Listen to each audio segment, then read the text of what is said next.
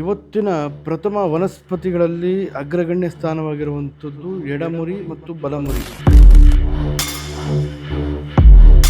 ಈ ವಾಮವಿದ್ಯೆಯಲ್ಲಿ ದಕ್ಷಿಣಾಚಾರ ಮತ್ತು ಕೌಳಾಚಾರ ಪದ್ಧತಿಯಲ್ಲೂ ಮತ್ತು ವಾಮಾಚಾರದ ಪದ್ಧತಿಯಲ್ಲೂ ಕೂಡ ಇದನ್ನು ಉಪಯೋಗ ಮಾಡ್ತಾರೆ.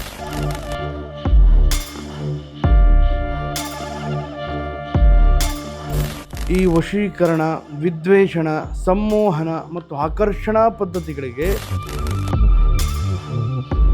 ಹೆಸರೆಲ್ಲ ಇದೆ. ಎಡಮುರಿ ಅಂತ ಹೇಳಿದ್ರೆ ಎಡಪಂಥೀಯರು, ಅಂದರೆ ವಾಮವಿದ್ಯೆಯಲ್ಲಿ ಬಳಸಬೇಕಾದಂತಹ ಒಂದು ಪ್ರಯೋಗ. ಇದು ನಾವು ಎಲ್ಲಂದ್ರೆಲ್ಲ ಹೋಗಿ ಆಯಿತಾ ಸಸಿಗಳಲ್ಲಿ ಬೆಳೆದಿರುವಂಥದ್ದನ್ನು ಹಾಗೆ ಕಿತ್ಕೊಂಡು ಬರೋಕ್ಕಾಗಲ್ಲ. ಇದನ್ನು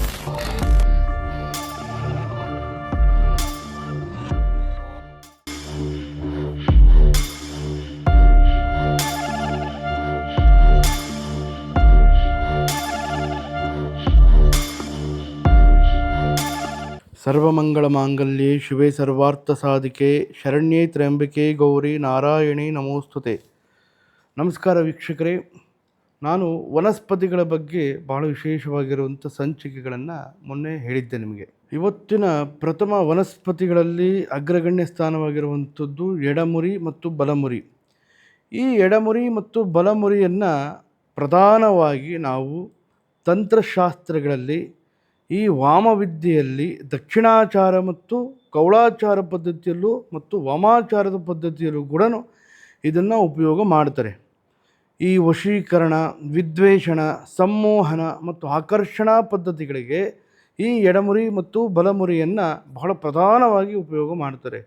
ಎಡಮುರಿ ಮತ್ತು ಬಲಮುರಿ ಈ ಹೆಸರೆಲ್ಲ ಇದೆ, ಎಡಮುರಿ ಗಣಪತಿ ಮತ್ತು ಬಲಮುರಿ ಗಣಪತಿ ಅಂಥೇಳಿ. ಈ ಗಣಪತಿಯಲ್ಲಿ ಬರುವಂತಹ ಒಂದು ಈ ಅಂಶವನ್ನು ಎಡಮುರಿ ಮತ್ತು ಬಲಮುರಿ ಅಂತ ಹೇಳ್ತೀವಿ. ನೋಡಿ, ಈ ಎಡಮುರಿ ಮತ್ತು ಬಲಮುರಿಯ ವನಸ್ಪತಿಯನ್ನು ನಾವು ವಶೀಕರಣ ವಿದ್ಯೆಗಳಲ್ಲಿ ಬಳಸ್ಬೋದು. ವಶೀಕರಣ ಅಂತ ಹೇಳಿದ್ರೆ ಬರೀ ಸ್ತ್ರೀ ವಶೀಕರಣ, ಪುರುಷ ವಶೀಕರಣ ಅಂತ ಅಲ್ಲ. ಸ್ತ್ರೀ ವಶ, ಪುರುಷ ವಶ, ಜನವಶ, ಧನವಶ, ಲಕ್ಷ್ಮೀ ವಶ, ಕ್ಷೇತ್ರವಶ, ಈ ರೀತಿಯಾದಂತಹ ಕೆಲವೊಂದು ಹಂತವಾಗಿರುವಂಥ ವಶೀಕರಣ ಪದ್ಧತಿಗಳು ಅನ್ನೋಂಥದ್ದು ಇರುತ್ತೆ. ಇದ್ರ ಬಗ್ಗೆ ಅಥರ್ವ ವೇದದಲ್ಲಿ ಬಹಳ ವಿಶೇಷವಾಗಿ ಅದರ ಬಗ್ಗೆ ಉಲ್ಲೇಖನೂ ಕೂಡ ಇದೆ.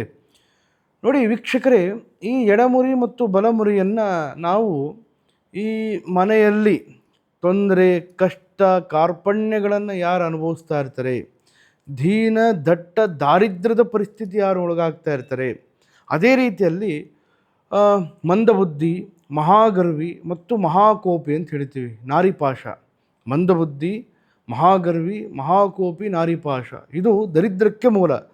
ಈ ಹಂತದ ವ್ಯವಸ್ಥೆ ಮನೆಯಲ್ಲಿ ಯಾರ್ಯಾರಿಗೆ ಆಗ್ತಾ ಇರುತ್ತೆ. ಮಂದಬುದ್ಧಿ ಅಂದರೆ ಅವ ಮನುಷ್ಯನಿಗೆ ಆ್ಯಕ್ಟಿವ್ ಆಗಿರೋದಿಲ್ಲ.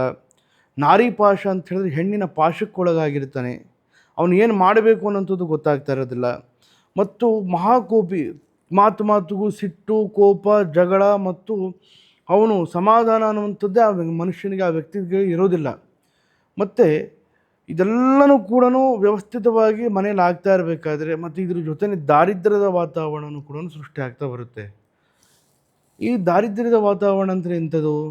ಮನೆಯಲ್ಲಿ ಹಣಕಾಸಿನ ವ್ಯವಸ್ಥೆ ಆಗಿರಬಹುದು, ಆರೋಗ್ಯದ ವ್ಯವಸ್ಥೆ ಆಗಿರಬಹುದು, ದಾಂಪತ್ಯದ ವ್ಯವಸ್ಥೆ ಆಗಿರಬಹುದು. ಇದೆಲ್ಲನೂ ಕೂಡ ಈ ಒಂದು ವ್ಯವಸ್ಥೆಯಲ್ಲಿ ಕಾಣಬಹುದು. ಇವರಿಗೆಲ್ಲರಿಗೂ ಕೂಡ ಒಂದು ಸಣ್ಣ ಉಪಾಯ ಈ ಎಡಮುರಿ ಮತ್ತು ಬಲಮುರಿಯಲ್ಲಿ ಕಾಣಬಹುದು. ಅದರಲ್ಲೂ ಬಹಳ ವಿಶೇಷವಾಗಿ ಹೆಸರೆಲ್ಲ ಇದೆ. ಎಡಮುರಿ ಅಂತ ಹೇಳಿದ್ರೆ ಎಡಪಂಥೀಯರು, ಅಂದರೆ ವಾಮವಿದ್ಯೆಯಲ್ಲಿ ಬಳಸಬೇಕಾದಂತಹ ಒಂದು ಪ್ರಯೋಗ. ಬಲಮುರಿ ಅಂತ ಹೇಳಿದ್ರೆ ಸಾತ್ವಿಕವಾಗಿ ಮತ್ತು ಸದಾಚಾರದಲ್ಲಿ ಮಾಡುವಂತಹ ಒಂದು ಪ್ರಯೋಗ. ಈ ಪ್ರಯೋಗವನ್ನು ನಾವು ನೋಡಬೇಕು. ಮೊದಲು ನಾವು ಯಾವ ಹಂತದ ಪ್ರಯೋಗಗಳನ್ನು ಮಾಡಬೇಕಾಗುತ್ತೆ, ಯಾವ ಹಂತದ ಒಂದು ವಿಚಾರಗಳನ್ನು ಮಾಡಬೇಕಾಗುತ್ತೆ ಅನ್ನುವಂಥದ್ದನ್ನು ನಾವು ಪರಿಪೂರ್ಣವಾಗಿ ನೋಡಿ ಅದರ ಮೇಲೆ ಪೂಜೆಗಳನ್ನು ಮಾಡುವಂಥದ್ದು. ನೋಡಿ ವೀಕ್ಷಕರೇ, ಈ ಎಡಮುರಿ ಮತ್ತು ಬಲಮುರಿಯನ್ನು ನಾವು ಪ್ರಧಾನವಾಗಿ ಹೀಗೆ ನೋಡಬಹುದು. ಇದನ್ನು ಎಡಮುರಿ ಅಂತ ಹೇಳ್ತೀವಿ, ಎಡಭಾಗದಲ್ಲಿ ಬಾಗಿರುತ್ತೆ ಇದು ಬಹಳ ವಿಶೇಷವಾಗಿ ಈ ಥರ ಸುರುಳಿ ಆಕಾರದ ವಿಶೇಷವಾಗಿರುವಂಥ ವನಸ್ಪತಿಗಳಿರುತ್ತೆ. ಇದು ನಾವು ಎಲ್ಲಂದ್ರೆಲ್ಲ ಹೋಗಿ ಆಯಿತಾ ಸಸಿಗಳಲ್ಲಿ ಬೆಳೆದಿರುವಂಥದ್ದನ್ನು ಹಾಗೆ ಕಿತ್ಕೊಂಡು ಬರೋಕ್ಕಾಗಲ್ಲ. ಅದಕ್ಕೆ ಆದಂಥ ಕೆಲವೊಂದು ನಿಯಮ ಅನುಷ್ಠಾನಗಳನ್ನು ಮಾಡಬೇಕು. ಮತ್ತು ಇದು ಹಾಗೆಯೇ ಇದನ್ನು ಬಲಮುರಿ ಅಂತ ಹೇಳ್ತೀವಿ. ಇದನ್ನು ಬಲಮುರಿ ಅಂತ ಹೇಳ್ತೀವಿ. ಇವು ಬಹಳ ಪ್ರಮುಖವಾಗಿರುವಂತಹ ತಂತ್ರ ವನಸ್ಪತಿಗಳಲ್ಲಿ ಬಹಳ ಅಗ್ರಸ್ಥಾನದಲ್ಲಿರುವಂಥದ್ದು ಇದು ಎಡಮುರಿ ಮತ್ತು ಬಲಮುರಿ. ನೋಡಿ ವೀಕ್ಷಕರೇ, ನಿಮ್ಮ ಮನೆಯಲ್ಲಿ ಇಂತಹ ಸಮಸ್ಯೆಗಳ ಒಳಗಾಗ್ತಾ ಇದ್ದರೆ ಖಂಡಿತವಾಗಲೂ ಇದೊಂದು ಮಾಡಿ ನೋಡಿ. ಇದರ ಯಶಸ್ಸನ್ನು, ಇದರ ಪ್ರಯೋಜನವನ್ನು ನೀವೇ ಅದನ್ನು ನೋಡ್ತೀರಾ. ಮೊದಲನೇದಾಗಿ ನಿಮ್ಮ ಅಕ್ಕಪಕ್ಕದಲ್ಲಿ ಈ ವನಸ್ಪತಿಗಳು ಸಿಗುವಂಥ ವಿಚಾರ ಇದ್ದರೆ ಅಥವಾ ಸಿಗುವಂಥ ಲೆಕ್ಕಾಚಾರ ಇದ್ದರೆ ಸಸಿಗಳಿಗೆ ಹೋಗಿ ಮುಖ್ಯವಾಗಿ ಆ ಸಸಿಗೆ ಗರಿಕೆಯಿಂದ ಅಥವಾ ಆನೆಯ ಬಾಲದ ಕೂದಲು ಅಂತ ಹೇಳ್ತೀವಿ, ಆನೆಯ ಬಾಲದ ಕೂದಲಿಂದ ಆ ಸಸಿಗೆ ಕಟ್ಟಬೇಕು. ಆನೆ ಬಾಲದ ಕೂದಲು ಸಿಗಲಿಲ್ಲ ಅಂತ ಹೇಳಿದರೆ ಗರಿಕೆಯಿಂದನಾದರೂ ಆ ಸಸಿಗೆ ಕಟ್ಟಿ ಧೂಪ ದೀಪದಿಂದ ಆ ಪೂಜೆಗಳನ್ನು ಮಾಡಿ ಆ ಸಸಿಗೆ ಪ್ರಾರ್ಥನೆಗಳನ್ನು ಮಾಡಿಕೊಂಡು ಆ ಒಂದು ವನಸ್ಪತಿಯನ್ನು ತೊಗೊಂಡು ಬರಬೇಕಾಗುತ್ತೆ.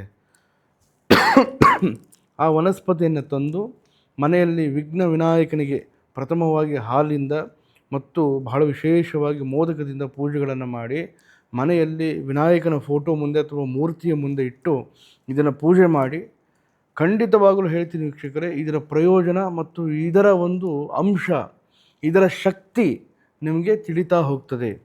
ನಿಮ್ಮ ಮನೆಯಲ್ಲಿ ಎಷ್ಟೇ ದುಡಿದ್ರೂ ಕೂಡ, ಎಷ್ಟೇ ವ್ಯವಹಾರ ಮಾಡಿದ್ರೂ ಕೂಡ ₹1 ಕೂಡ ಮನೇಲಿ ಉಳಿಸೋಕ್ಕಾಗ್ತಾರಲ್ಲ.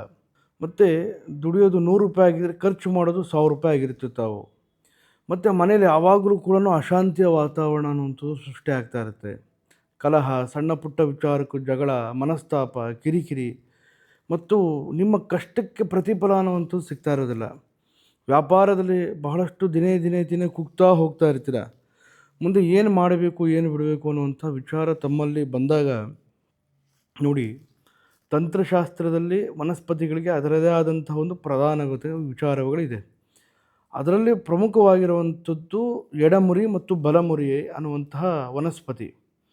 ಈ ಎಡಮುರಿ ಮತ್ತು ಬಲಮುರಿಯನ್ನು ನಾವು ಹೋಮಗಳಲ್ಲಿ, ಗಣಹೋಮಗಳಲ್ಲಿ ಮತ್ತು ಈ ವಾಮಾಚಾರ ವಿದ್ಯೆಗಳಲ್ಲಿ ಮತ್ತು ಅಥರ್ವ ವಿದ್ಯೆಗಳಲ್ಲಿ, ದುರ್ಗಾ ಹೋಮಗಳಲ್ಲಿ ಕಾಣಬಹುದಾಗ್ತದೆ.